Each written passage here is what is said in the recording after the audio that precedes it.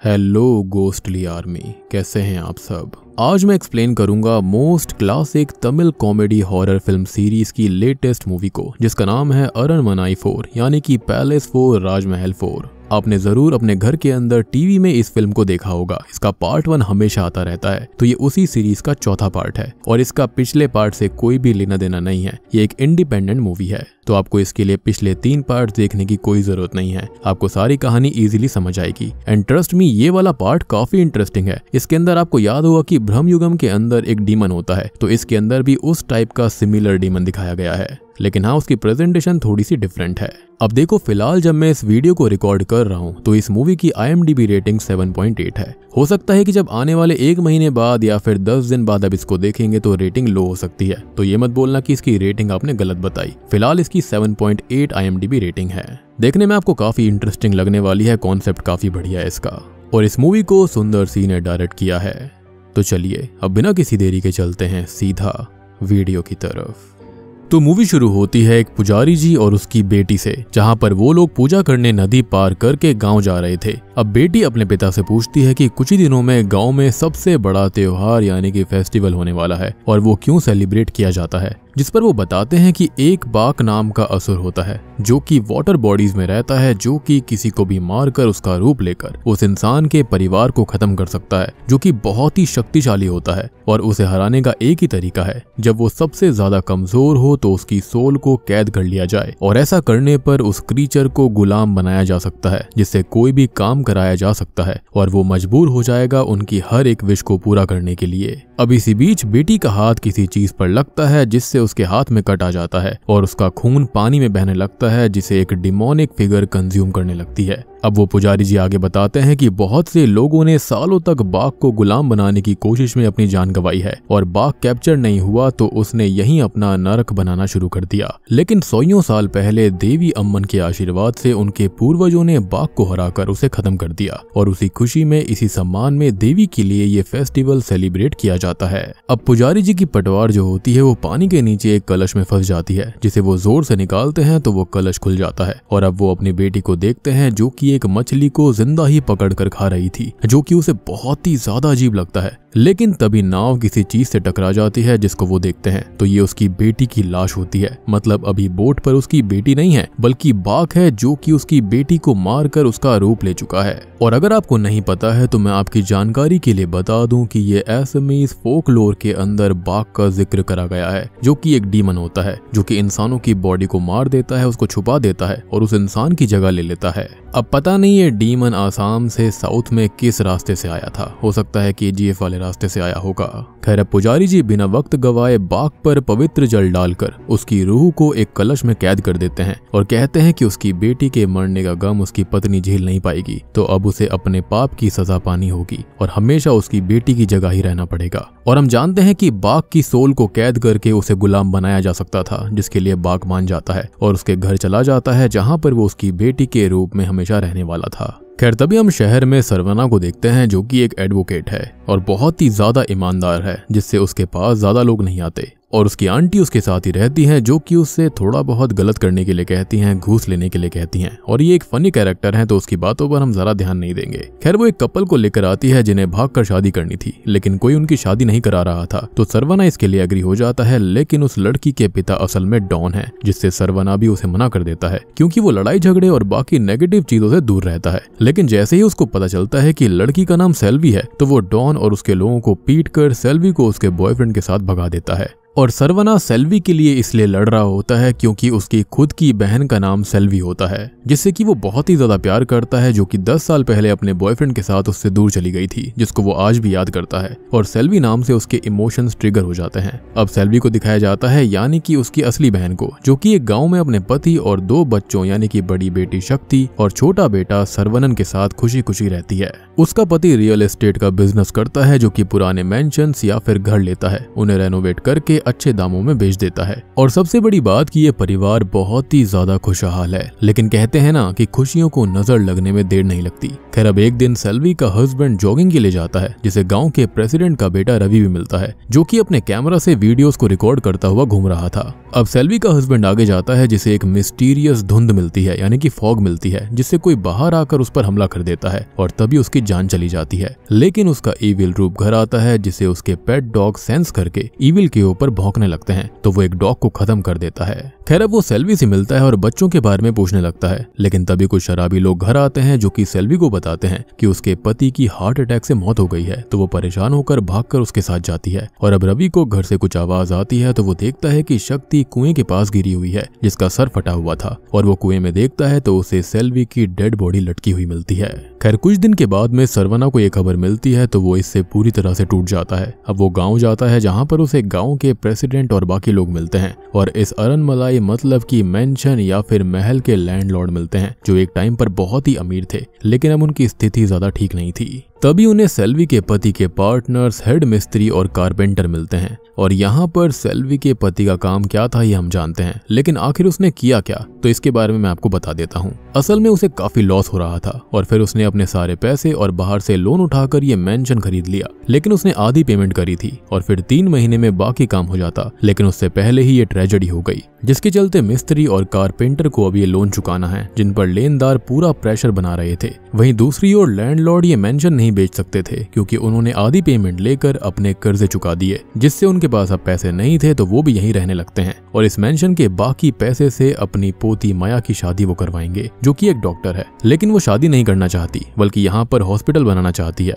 और अब सरवना को ये इशू सॉल्व करना है कि ये मेंशन भी बिक जाए और बाकी चीजें भी सॉल्व हो जाएं। और अब इस मेंशन के अंदर लैंडलॉर्ड, उनकी पोती माया, मिस्त्री, कारपेंटर, सरवना, उसकी बहन के दोनों बच्चे और उसकी आंटी रहते हैं। बात करें शक्ति के बारे में, यानी कि सेल्वी की बेटी के बारे में, तो वो अभी कोमा में है, जिसकी देखभाल माया करती है। हम सरवनन को भी देखते हैं, जो कि अभी बच्चा है, तो वो खेल रहा होता है और उसे घर में कोई गोस्टली फिगर दिखाई देती है, जिससे वो बहुत डर जाता है, लेकिन वो फिगर उसे हार्म नहीं करती, और ऐसा क्यों, इसके बारे में हम थोड़ी देर में जानेंगे। अब आंटी को भी वो गोस्टली फिगर दिखाई देती है और वो भी यहाँ की हॉन्टिंग्स और सुपरनैचुरल चीजों को विटनेस करती है, और यहाँ पर ये फनी कैरेक्टर है, तो यहाँ पर फनी सीन्स आते हैं। खैर थोड़ी बहुत हॉन्टिंग्स मिस्त्री और कारपेंटर के साथ भी होती हैं, और वो दोनों माया को प्रपोज करने में लगे हुए थे ताकि वो उनसे शादी कर ले और ये मेंशन उनको मिल जाए। और ये आइडिया उनको तब आया जब आंटी ने सरवना से ये कहा था कि वो माया से शादी कर ले तो उसे ये मेंशन मिल जाएगा, फिर तो सारे इश्यूज सॉल्व हो सकते हैं। अब इसी बीच उससे मिलने गांव के प्रेसिडेंट भी आते हैं, जो कि ये कहते हैं कि उन्हें सेल्वी के परिवार का नहीं पता था,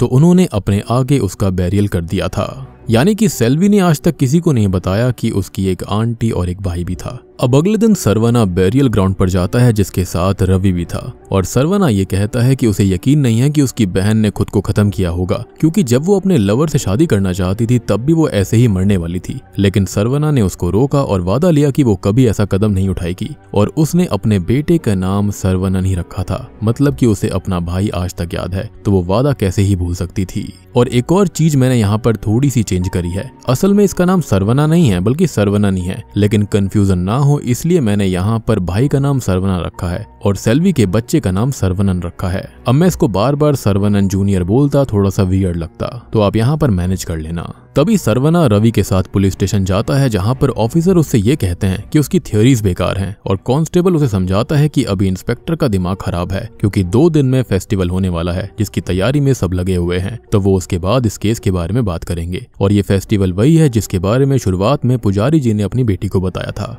अब सरवना और रवि जंगल के रास्ते घर आने लगते हैं, और रवि बोलता है कि वो सरवना की थ्योरी पर यकीन करता है, क्योंकि उस दिन जब उसने सेल्वी को वेल के अंदर लटका हुआ पाया था, तो उससे कुछ पल पहले ही वो उन शराबी लोगों के साथ गई थी, और ऐसा कैसे ही हो सकता है। खैर अब रवि उसे उस दिन की वीडियो फुटेज दिखाता है, जिसमें वो लोग एक अघोरी को नोटिस करते हैं, जो कि सेल्वी के पति को छुप कर देख रहा था, और इसी अघोरी को रवि ने मॉर्चुअरी के अंदर भी देखा था। तभी हम उस अघोरी को घर के पास देखते हैं, जहां पर उसे वहां का ईविल फील हो जाता है। वहीं अंदर माया को शक्ति के रूम में वही गोस्टली फिगर दिखाई देती है, जो कि उसे हॉन्ट करती है, और फिर उसकी पूरी झलक देखकर माया बहुत डर जाती है। तभी हम नोटिस करते हैं कि अघोरी भी घर के बाहर चक्कर लगाकर वहां से चला जाता है। वहीं सरवना को जंगल में एक गोस्टली फिगर दिखाई देती है, जिसका वो पीछा करता है, और रवि जीप में ही रुका हुआ था। तभी हम नोटिस करते हैं कि सरवना को सुपरनैचुरल चीजें परेशान करने लगती हैं। वहीं रवि के पास वही मिस्टीरियस फॉग आती है और अब उसे सेल्वी की स्पिरिट दिखती है जो कि उस पर हमला कर देती है। और जब सरवना वापस आता है तो यहाँ रवि और जीप नहीं होती लेकिन उसका कैमरा था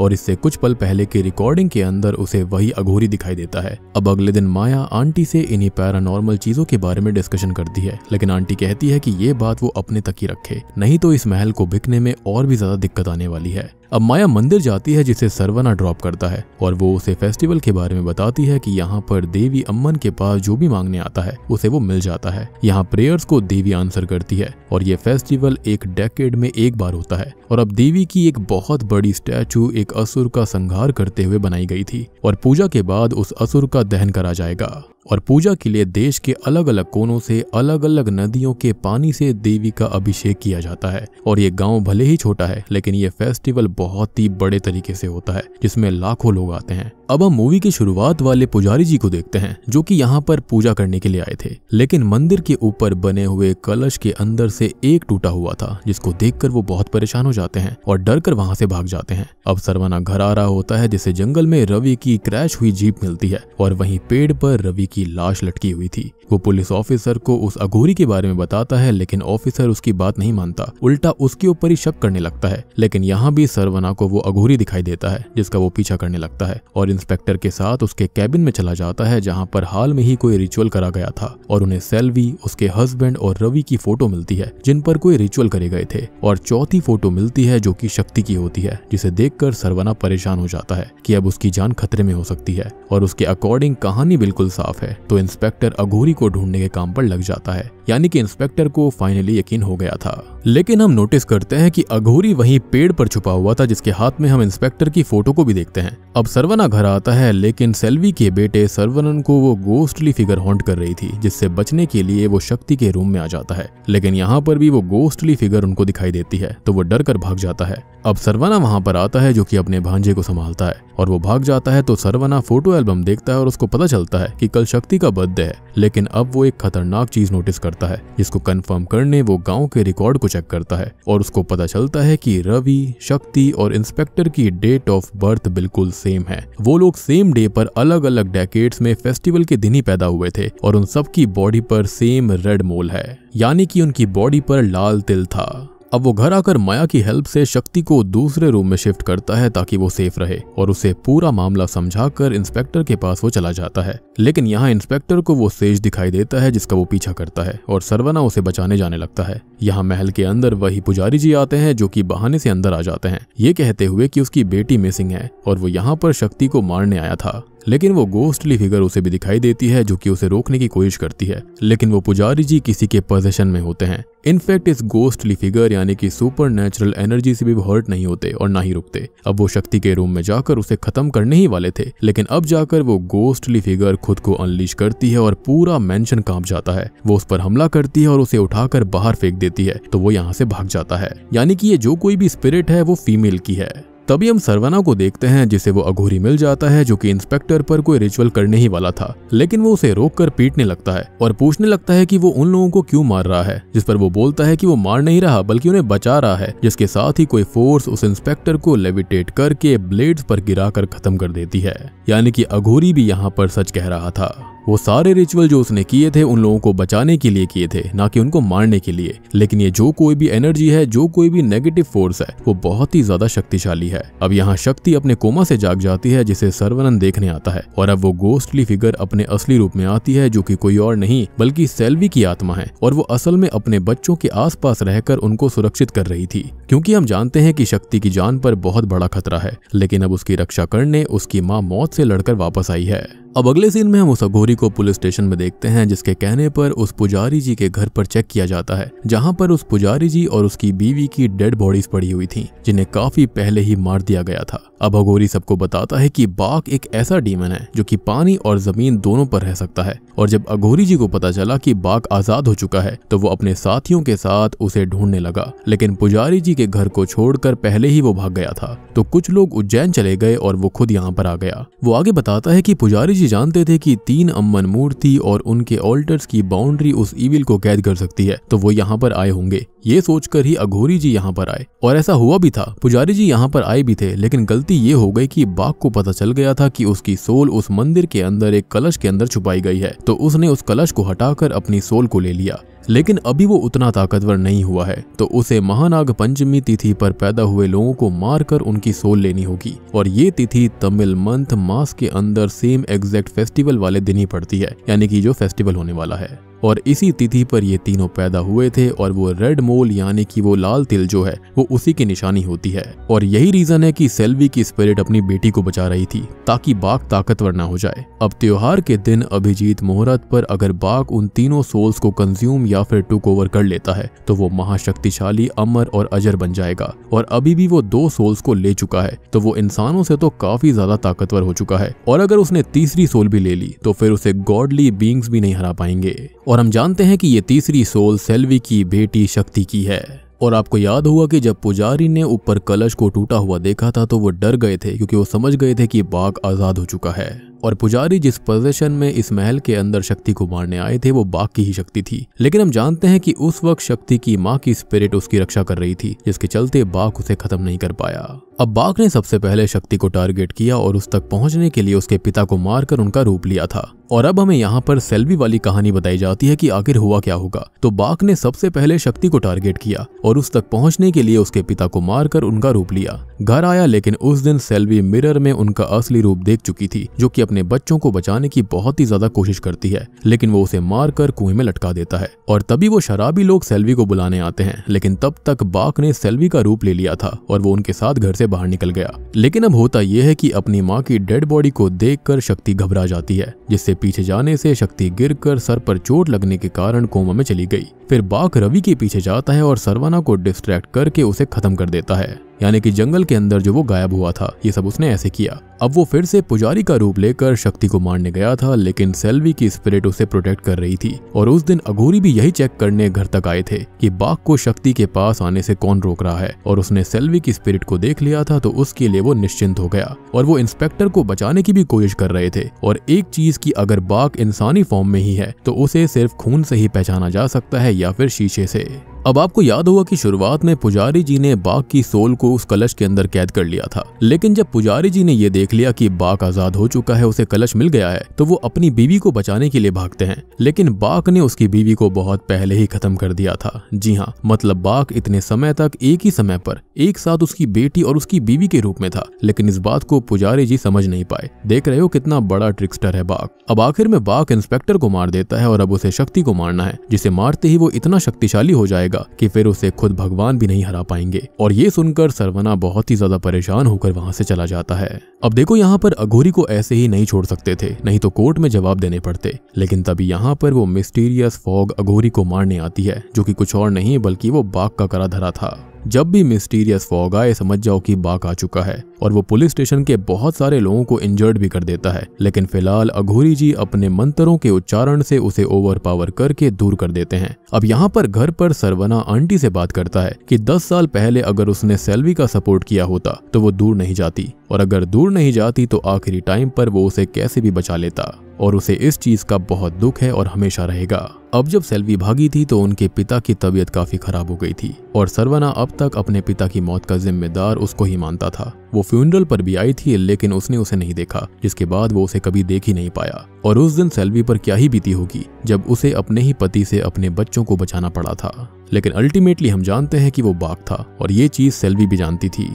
अब इन सब से वो बहुत ही ज्यादा दुखी हो जाता है और कहता है कि वो उसे खुशी नहीं दे पाया, अपनी बहन को नहीं बचा पाया, लेकिन वो अपने भांजे और भांजी का ख्याल जरूर रखेगा। और सेल्वी की आत्मा ये सब देखकर बहुत खुश और इमोशनल हो जाती है और यहाँ उसके बच्चे उसे देख सकते हैं, लेकिन बाकी कोई और उसको नहीं देख सकता था। अब तभी हम माया को देखते हैं जो कि घर आ रही थी, लेकिन सेल्वी उसे सेंस करके गेट के बाहर फेंक देती है। वो फिर से अंदर आने लगती है, लेकिन सेल्वी की आत्मा उसे फिर से बाहर फेंक देती है। और अब सब लोग बहुत परेशान हो जाते हैं और उसे संभालते हैं, लेकिन अब पैदल वो अंदर आ जाती है, लेकिन स्कूटी अभी भी नहीं आ पाती। वो स्कूटी दूर हो जाती है और अब सरवना समझ जाता है कि कुछ ना कुछ ईविल स्कूटी के ऊपर है। वो चेक करता है तो माया का कोट घर के अंदर नहीं आ पा रहा था और वो माया से इसके बारे में पूछता है। आज पुलिस स्टेशन से बहुत सारे इंजर्ड लोग आए थे, तो उनमें से किसी का खून इस पे लगा हुआ है। और अब वो ब्लड टेस्ट करवाने लगती है और रिजल्ट सरवना को बताती है कि इस खून के अंदर वेनमस सब्सटेंस मिला है, जो कि फ्रॉग्स के अंदर मिलता है, जो पानी और जमीन दोनों पर रहते हैं। और सरवना समझ जाता है कि ये बाघ का खून है। अब सरवना नोटिस करता है कि अघोरी और प्रेसिडेंट गायब हैं। वो प्रेसिडेंट से मिलने जाता है और उससे अघोरी के बारे में पूछता है, लेकिन वो उसे इग्नोर कर रहा था। तो सरवना गुस्सा करता है और अब उसके लोग उसे पीटने लगते हैं। और इसी बीच प्रेसिडेंट की कार की ट्रंक में अघोरी की लाश मिलती है। जी हाँ, जब स्टेशन पर हमला हुआ था तभी बाक उसका रूप ले चुका था और उसने प्रेसिडेंट को गुमराह किया कि वो सेल्वी की स्पिरिट को वैनिश करके बाक की स्पिरिट को शक्ति के पास भेजकर बाक को ट्रैप कर सकते हैं, नहीं तो सब मारे जाएंगे। और इसके लिए प्रेसिडेंट मान गया था, उसके झूठ के जाल में फंस गया था। यानी कि अघोरी के मंत्रों का उच्चारण उतना ज्यादा सही नहीं रहा था, उनकी मौत हो गई थी। अब यहाँ बाक सेल्वी की बॉडी को जलाने के लिए निकल जाता है, क्योंकि अगर वो बॉडी जल जाएगी तो सेल्वी की आत्मा भी खत्म हो जाएगी। अब बाक सेल्वी की स्पिरिट को यहाँ खींच लेता है और सेल्वी जानती थी कि वो वैनिश हुई तो उसके बच्चे नहीं बच पाएंगे। तो अब वो उससे लड़ती है और प्रेसिडेंट के आदमियों से भी लड़ती है। और अब जब आदमी खत्म हुए तो बाक अपनी ईविल गोस्ट की आर्मी को जमीन से निकालता है और बिल्कुल डॉक्टर स्ट्रेंज के ज़ॉम्बी वाले वर्जन के सीन के जैसे ही वो बन जाता है। अब वो फाइनली सेल्वी को ओवर पावर कर देता है, जो कि उससे अपने बच्चों के लिए रहम की भीख मांगती है, लेकिन वो उसकी स्पिरिट को उसकी बॉडी में डालकर जला देता है। और अब तक सरवना वहां पर आता है तो बाक वहां से जा चुका था और सेल्वी की स्पिरिट फाइनली अपने भाई को दिखाई देती है, जो कि उससे कहती है कि वो कैसी भी करके उसके बच्चों को बचा ले। तभी सरवना माया को फोन करके शक्ति को सेफ रखने की बात कहता है, लेकिन बाक वहां पर आ गया था, जो कि शक्ति को ढूंढने लगता है। लेकिन अब तक माया उसे लेकर फेस्टिवल में आ जाती है। बाक अब माया को ढूंढ लेता है, लेकिन अब तक सरवना शक्ति को लेकर कहीं चला जाता है और बाक उसके पीछे जाता है, खुद को मल्टीप्लाई करके उसे पकड़ने लगता है। लेकिन आपको याद होगा कि फेस्टिवल में अम्मन देवी के आगे एक डीमन की मूर्ति भी बनाई गई थी, जिसका आज दहन होना था, तो वो यही मूर्ति है। और सरवना शक्ति को लेकर मूर्ति से बाहर निकल जाता है, लेकिन बाक नहीं आ पाता, जो कि यहाँ पर फंस गया था। और अब देवी की मूर्ति के त्रिशूल में आग लगाई जाती है, जो कि इस डीमन की मूर्ति पर फायर होता है और यहाँ लिटरली एक डीमन बाक होता है। तो खुद वहां पर देवी प्रकट हो जाती हैं और अपने हाथों से बाक को खत्म कर देती हैं। जी हाँ, और इसी बात पर जय माता दी जरूर लिख देना। खैर, मूवी के एंडिंग सीन में हम मेंशन की डील को देखते हैं, जहां पर फाइनली अब एक हॉस्पिटल बनने वाला था और बाहर हम नोटिस करते हैं कि बच्चे किसी की सोल के साथ खेल रहे थे। लेकिन ये सोल किसकी थी? तो ये सोल मेरे ख्याल से सेल्वी की होगी, जिसको माता का आशीर्वाद मिला होगा और उसने आफ्टर लाइफ में जाने से मना कर दिया होगा, जिसके चलते वो अपने बच्चों की रक्षा करेगी। क्योंकि चाहे कुछ भी हो जाए, इस तरह के बाक डीमन बार बार पैदा हो जाते हैं। और बूम, इसी के साथ में अरनमनाई 4 फिल्म यहीं पर खत्म हो जाती है। तो दोस्तों, ये थी अरनमनाई यानी कि राजमहल या फिर पैलेस 4 फिल्म की कहानी। उम्मीद करता हूँ कि आपको ये classic Tamil language comedy horror film अच्छी लगी होगी। देखो, मेरे हिसाब से जो पार्ट 1 आई थी ना, वो काफी अच्छी थी और ये वाली भी काफी अच्छी है। बीच की 2 मुझे उतनी बढ़िया नहीं लगी थी। पार्ट 1 और पार्ट 4 काफी बढ़िया है। इनफैक्ट पार्ट 4 के अंदर एसमीज फोकलोर के बाक डीमन का जिक्र है, जो कि मेरे ख्याल से काफी अच्छी एडिशन थी इस फिल्म के अंदर। बाकी आप लोग बताना कि आपको ये मूवी कैसी लगी, कॉन्सेप्ट कैसा लगा। मुझे तो मूवी यहाँ पर ठीक लगी, उतनी बुरी नहीं थी, एटलीस्ट 1 टाइम वॉचेबल तो है। और एक और चीज ये थी कि आपने ब्रह्मयुगम मूवी के अंदर भी ऐसे ही एक डीमन को नोटिस किया होगा, जो कि इच्छाओं को पूरी करता था अगर उसको कैद करके रखा जाए। तो यहाँ पर भी कुछ चीजें वैसी ही थी। ऑब्वियसली मैं यहाँ पर स्टोरी को कंपेयर नहीं कर रहा हूँ, लेकिन ये जो एंटिटी है वो काफी हद तक सिमिलर थी। तो उम्मीद करता हूँ कि आपको वीडियो अच्छी लगी होगी, एक्सप्लेनेशन अच्छी लगी होगी। अच्छी लगी है तो वीडियो को लाइक कर देना, चैनल के ऊपर नए हैं तो सब्सक्राइब कर लीजिए। तो मैं आप सबको मिलता हूँ अगली वीडियो के साथ में, तब तक के लिए